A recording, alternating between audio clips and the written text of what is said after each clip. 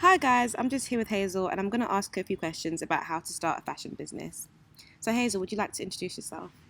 Hi, I'm Hazel. I'm the designer for Air Um, I think we've got a dog in the background wanting to be part of this interview.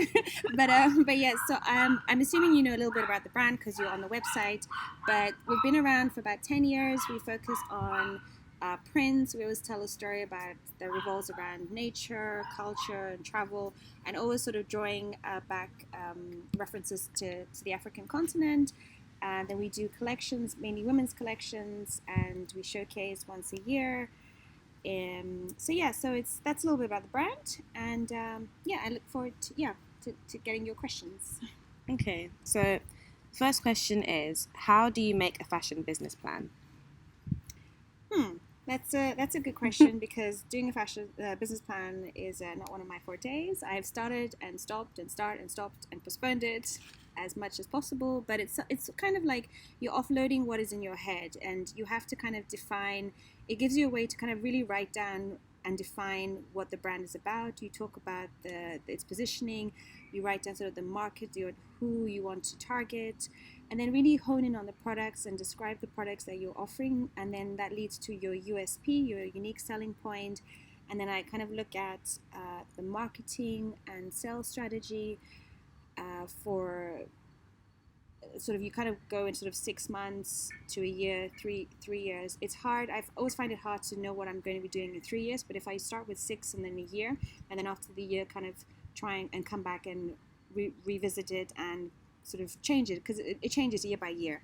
So and then for me the hardest bit is the financial element of it, because it's really hard to kind of understand or get a grasp of how many products you will sell over the next year on a monthly basis. So it takes a lot of planning, but again, it's something that you can do incrementally over 6 months and then a year. And yeah, but at least it's something to at least have started at the beginning of your fashion journey. Yeah. And what skills do you think are needed for a successful fashion business? I'd say you need to have an understanding of your market. You also need to have a business and creative head. And if you don't have one of the others, then try and get somebody on board who will have that and will be able to assist you. And then I would say you need to have perseverance, drive, and relentless work ethic to be successful, because it is a business. You're an entrepreneur, and it's something. It's your baby. So if you don't work on it, unfortunately nobody else will. So you're the driving force of it. So it's just something that you have to be aware of. That you have to have these sort of skills in terms of work ethics to be able to drive a successful business. And how do you raise awareness about your brand? You luckily, with the social media being available, it's a free platform where you can utilize it and keep your followers and potential clients up to date with what's happening within the business. Show them behind the scenes, or take them behind the scenes. And it's a way of communicating with them and also getting feedback from them. So I often use that to get feedback from them. I'll ask them questions to just get an understanding of what it is they like about the brand, what they don't, and it just helps. So it's kind of a marketing strategy as well. So I use that as well. And then catwalks are hugely important for me. We tend to do one catwalk a year, and that raises a lot of awareness for people who have never heard of the brand, and then as well as people who do follow the brand and just always wanted to be at the forefront of the new collections coming out.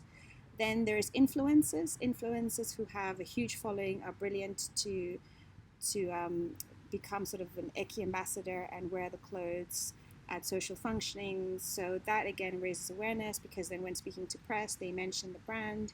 And then blogs, having people blogs and interviews. So having people interview you and having other bloggers write about you, that all raises awareness, because it's not just coming from your platform, but from other platforms. And the more backlinks and the more uh, people talk about you, the more awareness is created. Mm-hmm. And how important is it, would you say, to have connections and to network in the fashion industry? Hugely. It's I always say it's always about who you know in the business, and it's very important to network.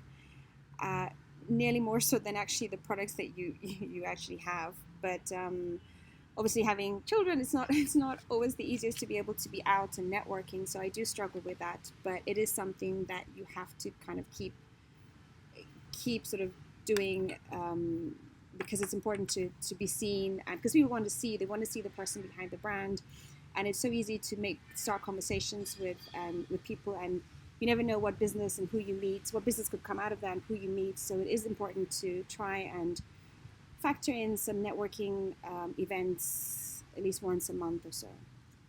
Mm-hmm. What is a niche, and how can I identify my own niche?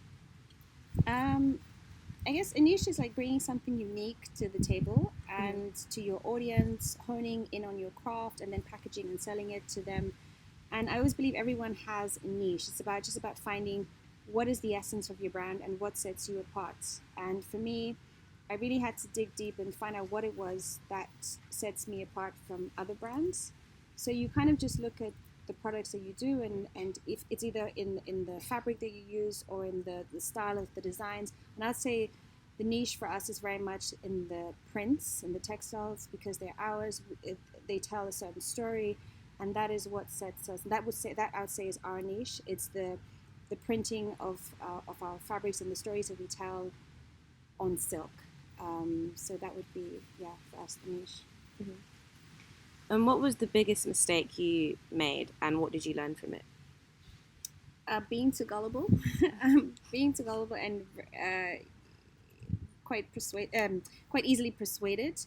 And I remember one of my biggest financial mistakes was when I was approached by a company who said I'd been shortlisted. They wanted me to be part of the Mercedes-Benz Fashion Week. There was going to be X, Y, Z, they just name dropped everyone who was going to be there. I got super excited the fact that they actually reached out to me, that I was shortlisted, and obviously there was a fee. There was a fee of about £4,000, which I didn't necessarily have. I had to borrow it, and later on, as soon as the minute that I handed out the money, I never heard from them again. It was a complete scam, and but it taught me a huge lesson. And at least I say to myself, it was only 4K, because now it could have been a lot bigger sum, and it's something that it's never too. It's how do you say it? It's if it sounds too good to be true, there's probably something behind it.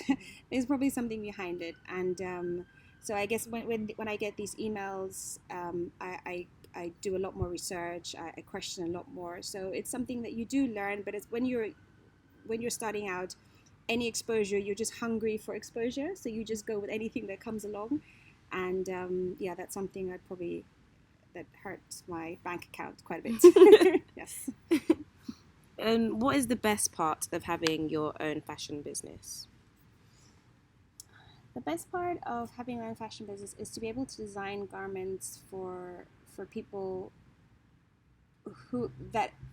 knowing that the garments that they wear allows them to either to conquer or to be able to gives them the confidence and the self-esteem that they need to be able to go and conquer what they need in life. So whether it is for an interview, whether it's for a red carpet event, just knowing that these dresses have made them feel so good gives me so much pleasure.